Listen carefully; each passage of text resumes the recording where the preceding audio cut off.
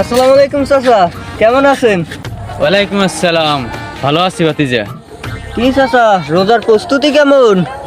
প্রস্তুতি তো ভালোই, কিন্তু প্রস্তুতি কি আর কাঁচা দিয়ে প্রস্তুতি দিলাম? প্রস্তুতি আর কাঁচা দিয়ে তো লওয়া যায় না রোজার প্রস্তুতি। ওই তো বাজারে গেলাম, এই কিছু 2 কেজির মতন বুট কিনলাম, 2 কেজি চিনি কিনলাম, ট্যাঙ্ক কিনলাম, তোকমা কিনলাম, এইসব কিনছি।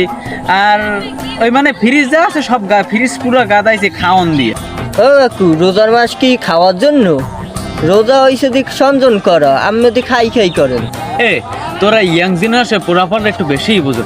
রোজা কি কোনো হিসাব আছে? এই 40 বছর ধরে এই রকমের রোজার রোজই চাইতেছি। ও চাচা, তাহলে কি প্রস্তুতি লইলেন? এত খালি খাওয়ার প্রস্তুতিই লইলেন, ইবাদতের প্রস্তুতি তো লইলেন না। আরে বেডা, এই যে রোজা 29টা 30টা যাই হোক, রোজাগুলোর মানে আর এই যে 5 ওয়াক্ত নামাজের রোজা ফরজ রাকাত, মানে ফরজ যে 4 রাকাত 3 রাকাত 2 রাকাত এগুলো পড়মানে। আর তারাবি তো 20 রাকাত তো পড়া লাগবে, কোনো কথা নাই। 8 রাকাত পড়মানে ওই হইতেই হবে না।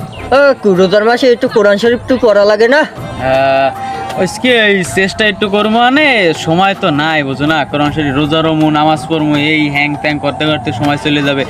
ওই কোরআন শরীফ পড়ার সময় তো আর পাম না। চেষ্টা করবো না, এরপর চেষ্টা করবো না। ও 30 দিন এই কোরআন শরীফ পড়লেই হয়ে যাবে না?